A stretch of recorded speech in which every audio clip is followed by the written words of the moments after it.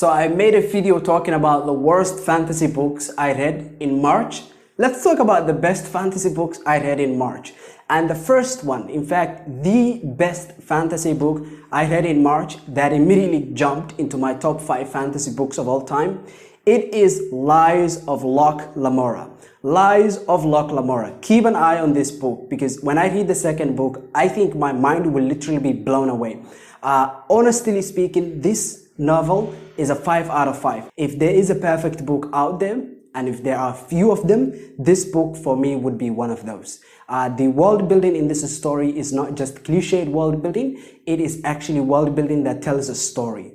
It is world building that helps to tell the story. In a lot of fantasy books, we have the authors, they just have world building for the sake of world building, and there's this assumption that that is good world building. But good world building, in my opinion, there's nothing wrong with large-scale world building. It's just that I think good world building should be the world building that helps you tell your story, not the world building that is just epic for the sake of epic, right? Let's talk about the second reason I love this novel, and it's that the anti-hero is not terrible. The anti-hero is not executed badly. Locke is a very interesting character and a very interesting protagonist. I have read 4 novels with 4 flat good guys who are technically perfect angels. This one, when I came across it, I was so relieved and I was so happy. It is beautiful, it is perfect, and also the prose. In fact, I think this is one of the, Scott Lynch is one of the authors that can actually compete with the greats like Patrick Rothfuss. This guy is phenomenal. He is a legend. I really love his Lies of Locke Lamora. Let's talk about Prince of Thorns. In fact, it was this after I read Lies of Locke Lamora, I read Prince of Thorns alongside The Black Company as well as Ready Player 2. I didn't have The Black Company. I didn't like Ready Player 2. Prince of Thorns was the one for me. Out of these 3 books, Prince of Thorns was technically perfect because it has one of the best depictions I have seen of vengeance in fantasy, flat out. And number 2, it also has depth because you see a lot of grimdark books technically have a lot of violence and gore, but they don't have enough depth for me. In other words, like there's not thematic subject that you can dive into. They talk about moral ambiguity, but they are not really morally ambiguous, they're just violent, okay? I hope you can see where I'm coming with this because the protagonist is beautifully written, and Jorg, you understand what he's doing, and there's depth to it, there's a reason to it, there's a thematic content to his actions, and you can use his actions to explore a theme, and that is super interesting. You don't see a lot of that in grimdark books. In fact, it restored my hope in grimdark books. I really love this. This one, as well as The Blade Itself. The Blade Itself by Joe Abercrombie. I in fact reread it. Okay, I had read it a long time ago in 2017, 18, I think. I'm not particularly certain of the date, but it was a long time ago. I reread it in March because I'm preparing to make several videos on that. You can look forward to it. But this one with Prince of Thorns, they were both the perfect 2 books that restored my hope in the grimdark fantasy subgenre. And then there is Breach of Peace. It was a novella. In fact, I just read it in one day. One day of March, does that count? I don't know.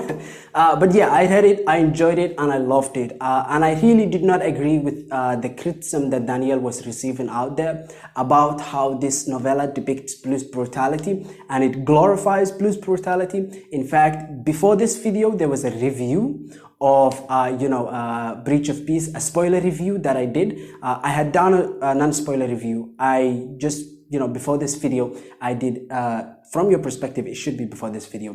I have done a spoiler review talking about all the things I don't agree about this book that have been said. So yeah, it was actually genuinely an enjoyable read. I do have some issues with the prose, but also I do have another issue with the story. There's the empire, and let's take down the empire. There's a rebellion. It's kind of cliched, but you see, I have a habit of not beating books because they have cliches in them, because it doesn't matter if you have a cliche. What matters is how well do you use that cliche to tell the story. For instance, in the Broken Earth books, the first book in the 5th season, we have, these people called the Orogen. And the Orogen, well, guess what? They are a group of people with magic that are discriminated against. That's very generic, isn't it? How generic is that, right? But N.K. Jemisin uses, the magical character that is hated, or that's a freak, right? Mutants, all of this. It's super generic, basically, is what I'm trying to tell you. But N.K. Jemisin uses this cliche and this trope to tell a literary story that is perfect, okay? In my eyes, 5 out of 5. And so yes, it doesn't matter if you have a cliche in your story. It's about how you use that cliche to tell the story, and how what spin you give that cliche to make it interesting. In this particular case, Daniel uses mystery and an inside job to give this cliche something interesting. In other words, taking down a powerful empire that is evil. He gives this one depth, and also he makes it interesting by having mystery elements in the story, and that makes it sort of fun, right? We have to deduce first of all that the empire is evil, and then we have to take the empire out. And then there are 2 other books I have reread. The Name of the Wind. 2 days ago I released a spoiler review of The Name of the Wind, and what I thought of it, and whether I like it or not. You can go and watch that. But yes, if I have to say, where does this book sit in my top 5 rating, it's not in my top 5, but I would say it's in my top 10 books of all time. If you talk about individual things like world building, like prose, this one would be like top 5 easily, right? The issue is that the plot is not efficient, and it's narratively inefficient. However, it's one of the best books I reread this month, okay? The Blade itself reread, Name of the Wind reread. Another book that I reread was Stormfront. I reread it this month so I could, prepare myself to make 2 videos on it. And yeah, I enjoyed making those 2 videos. In fact, one of those videos is one of the most watched videos last month. Super happy with that, and I hope that you enjoyed that video. And I did enjoy rereading the book. What do I think of Stormfront? I would say it's a 4 out of 5 solid. It's a very, very good novel. If I have an issue with it, is that it's how this entire novella is just an introduction to an amazing story. But hey, even if I have to rephrase, I would give it a 5 out of 5.